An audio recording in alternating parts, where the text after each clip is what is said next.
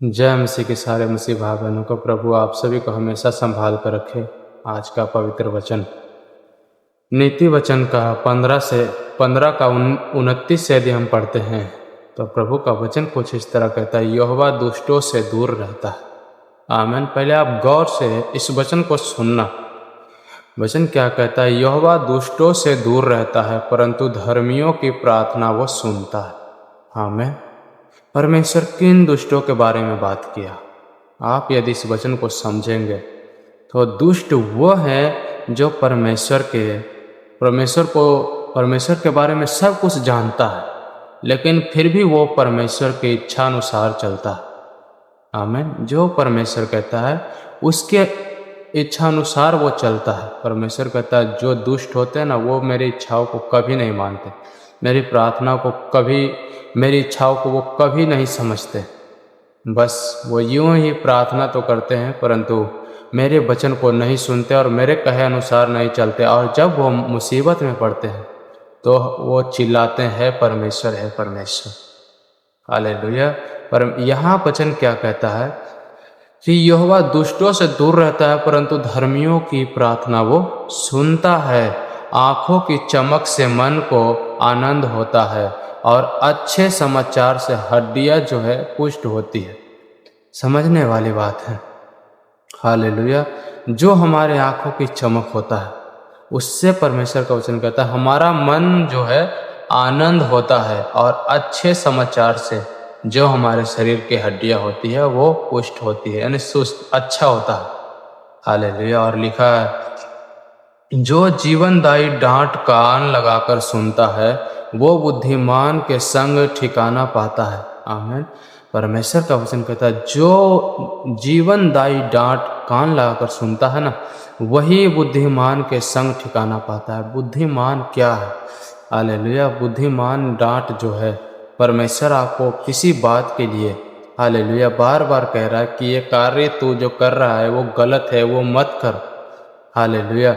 यदि आप उनकी बातों को मानते हैं ना, तो पता है आपसे ज़्यादा खुशी परमेश्वर को होता है, क्योंकि वो आपको हालेलुया आपको वो दुख नहीं पहुंचाना चाहता। आमीन।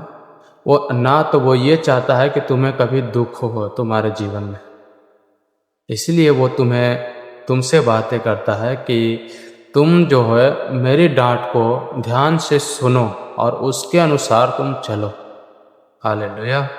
ताकि तुम बुद्धिमान ठहरो। हालेलुया।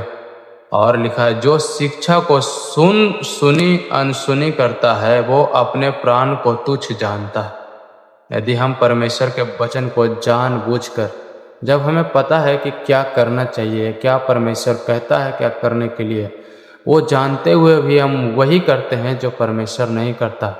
हालेलुया। तो आप परमेश्वर को दुख नहीं दे रहे हो, उससे ज़्यादा हालेलुया आपको तकलीफ होगा। आमीन।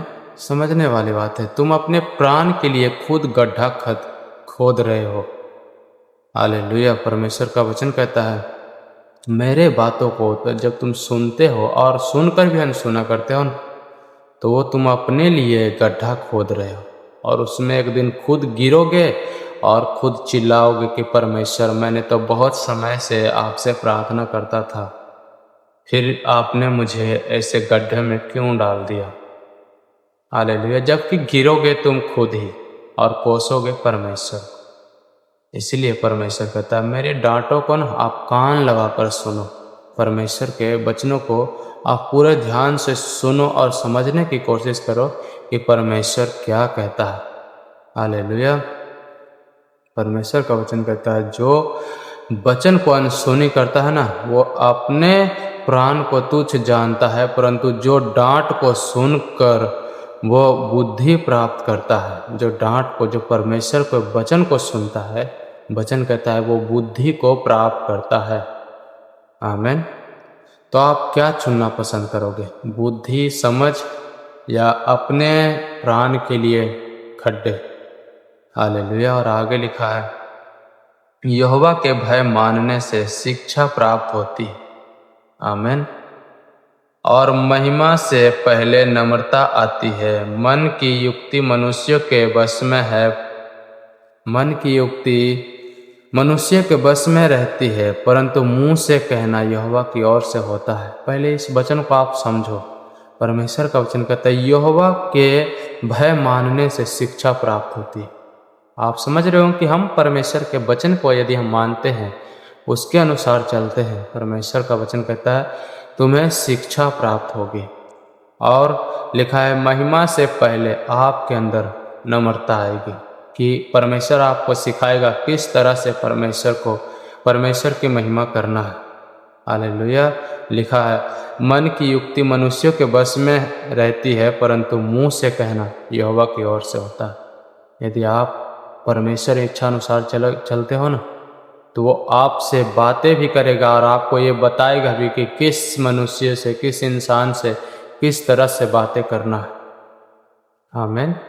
इसलिए कहता हूँ कि आप परमेश्वर के वचन अनुसार चलो।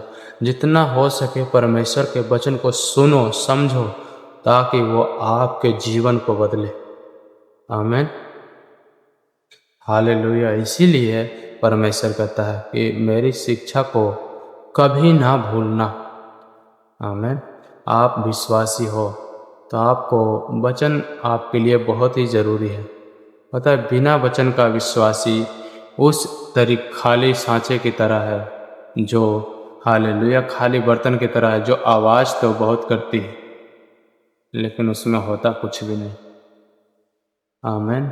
आप परमेश्वर के दास दासी हो, आप खाली नहीं रह सकते। आपके अंदर वचन रहना बहुत ही ज़रूरी है। आपके अंदर वचन है तभी आपके अंदर परमेश्वर है। क्योंकि आप सभी ने यह वचन पढ़ा होगा कि आदि में वचन था और वचन परमेश्वर के साथ था और वचन ही परमेश्वर था। हालेलुया। यदि आपके अंदर वचन है तो आपके अंदर परमेश्वर है। आपके अंदर वचन नहीं तो परमेश्वर भी आपके अंदर नहीं रह सकता। हालेलुया। मैं आशा करता हूँ ये वचन आप सभी को समझ में आया होगा। सभी भाई बहनों को चैन से कि प्रभु आप सभी को बहुत तार से ब्लेस करे। God bless you. आमीन।